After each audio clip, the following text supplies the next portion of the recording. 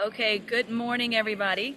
I am coming from sunny Matthews, North Carolina. I'm sorry for being outside. I did not plan time between an appointment at 9 o'clock with some agents here at a coffee shop and this, but I am ready. And if you have any problems hearing me, just let me know. So, good morning. For those of you who have not joined here before and joined me, my name is Meredith Ledford, and I am out of KW Select. I do see a new face, so Jenna, welcome. Um, so I am the team leader in the Charlotte Indian Trail office here in North Carolina. So I'm going to share with you my screen, which you guys can always laugh about. And where I start there with is I start a conversation around, we're not going to jump right there, start with gratitude, right? I think it's really important that we do that. It helps kind of set our day. So just to get us a quote going, finding gratitude in the little things, and your well of gratitude will never run dry. So find gratitude in the little things, and your well of gratitude will never run dry. Antonia Montoya. So I'm just gonna pause a few minutes here. If anybody has, Christina, your face is hilarious. If anybody would like to share what they are grateful for, let's do that. It can be personal, it can be in business.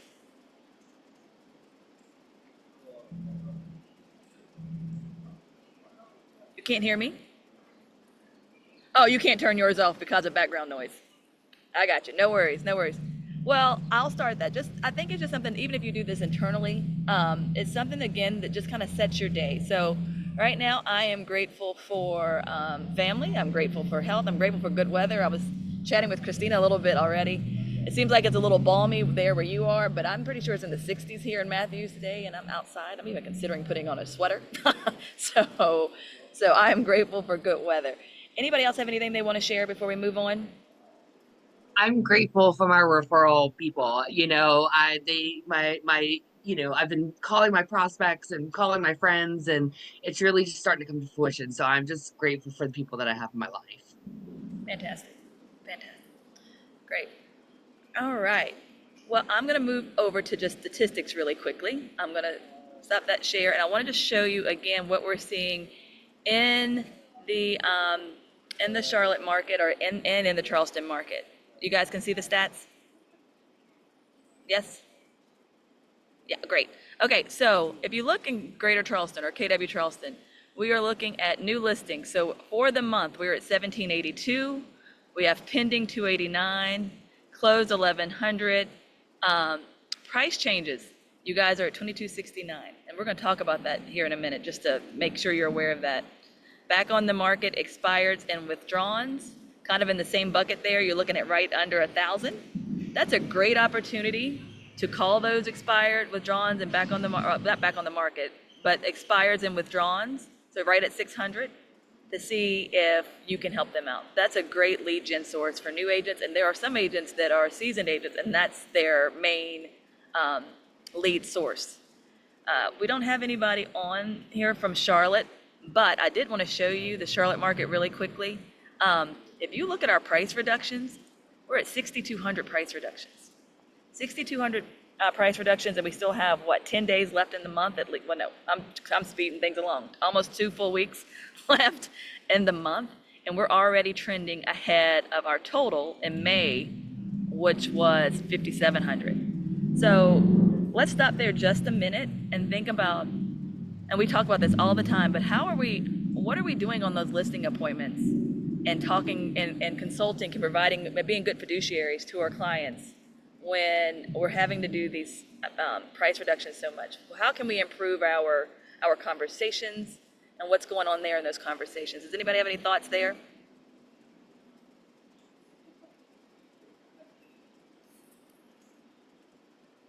It's only a few of us, so that's okay.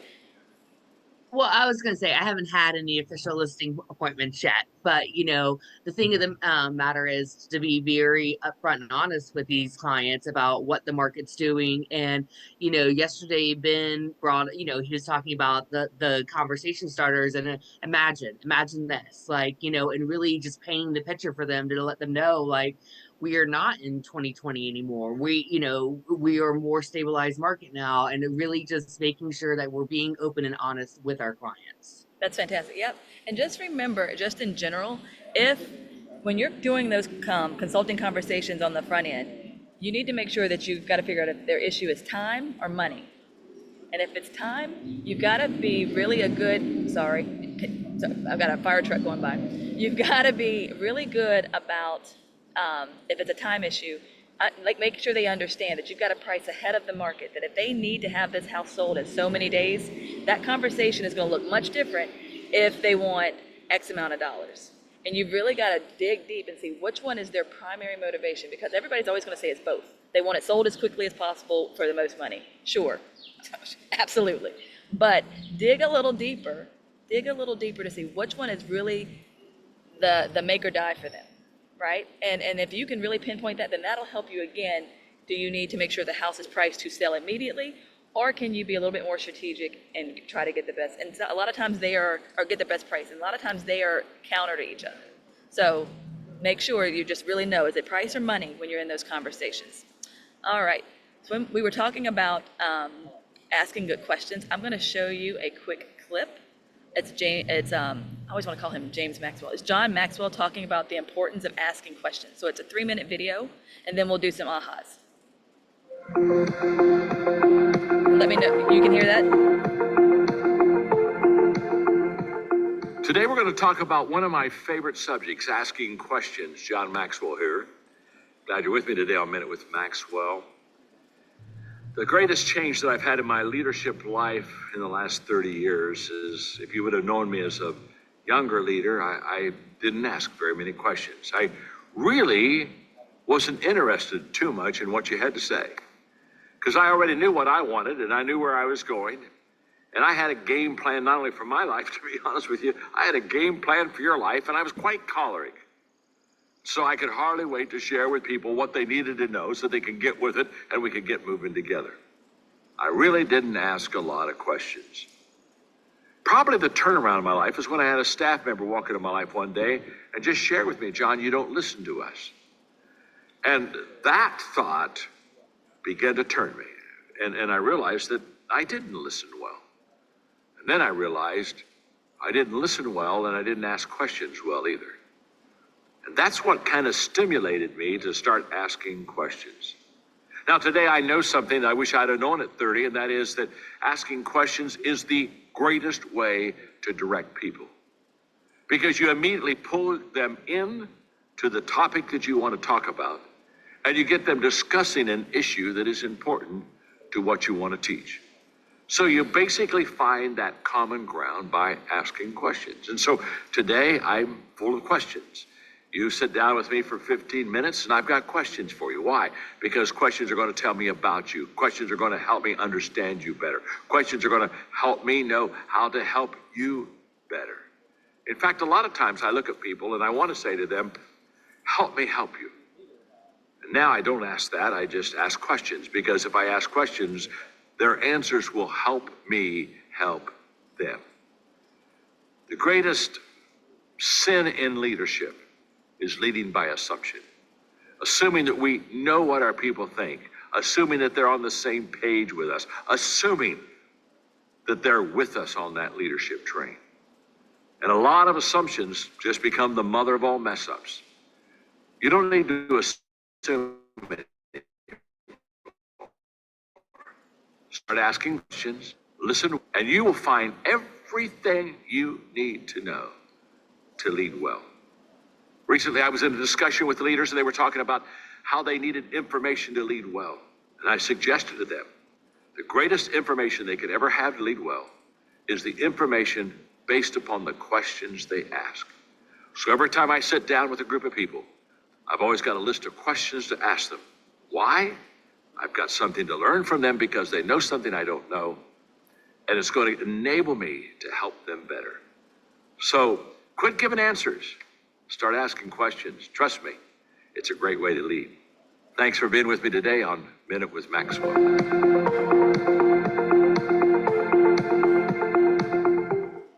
Guess which student has a better chance of getting into an Ivy League school? That? First, take a look at Zach. He's valedictorian, National Merit Scholar, and he's president of the... There we go. Okay, guys. So, quick aha. Anybody take something from that John Maxwell clip? Well, unfortunately, the weed eaters are No worries. going by at the exact same time. But the one aha I did get, and the one thing that I try to focus, like that I struggle with and I'm working on, is asking more questions, listening more, like not just jumping to an answer, just continuing to ask questions. Yeah, and I think that that's great, Christina. And I think the thing about questions is it's your way of showing that you care, right? It's not only that you're getting information, but it's a way that you show that you care to help your client, right? I think I'm a big assumer, and it's not necessarily because it's an ego thing or I'm coming in because I don't think I can learn. It's because I'm so concerned that you know that I can help you, that I want to show that I have knowledge, that I want to partake, that I can help you. And so on listing appointments or an agent appointment or a buyer's appointment, I'm always in this situation where, Meredith, take a pause, dig a little deeper. Don't assume that when they say something like, "Oh, I'd really like to be in a new house before school starts." Well, I can assume that that's because they want to be in a new house before school starts because that's the school district they want to be in. But maybe there's something else to it, right? Maybe always pause and try to go, when you're in that position where you're about to assume, I think it's important that you go 2 or 3 more steps just to clarify. Make sure you know what their reason is. Again, sometimes we're learning to listen for triggers, like for things that they say in a conversation so you'll know which way to pivot. That also can lead you to assuming, right? So make sure that you are prepared. So on a listing appointment or a buyer's appointment, I would suggest you always have a list of questions that you know you're going to ask no matter what. Just even if you feel like they've answered them some in a conversation, make sure that you're digging a little deeper and going further there. Did anybody else have any ahas from John Maxwell? And okay, no problem. So Ben and I have, and I've missed Stephen or Reverend Cohn the past few times that he's done his market of the moment. But we're really focusing on the conversations that you're having and in making sure that you're prepared. And like yesterday, as Christina, I don't know if she said it earlier, she mentioned that Ben, she just could have been when she and I were just talking, but Ben covered like just words that you can use. Be prepared. Help them pivot the conversation and help them figure out where they need to go. So I have some cards with me. This is exactly what to say. So I'm a big believer in Phil Jones's stuff, okay? And he has one of these that it says staying in the game. And it says when conversations are not going your way, the easiest option is to give up, walk away, and accept that on this occasion you will not reach your desired outcome. And we have those types of situations. You're on a listing appointment and you're like, this isn't going to happen. You are in the listing appointment and you feel like they're not going the route that you want with price or the right route you want them to go with staging. Maybe if you're working with a buyer, they'll tell you, for example, in Charlotte, our Charlotte market is pretty much, it spans an hour. And you can have a client who swears up and down that they want to live in Davidson, which is the north part of the county of Mecklenburg. And then lo and behold, they end up right over the border in Fort Mill, which is right at the top of South Carolina, northern part of South Carolina. And the thing about that is what happened in that conversation that they weren't really able to determine where they wanted to live, or were they just seeing a pretty house and they weren't really caring where the location was, right? So what is going on in these conversations that is not like, why would they want to live in Davidson and also live in Fort Mill? Like it truly doesn't make any sense.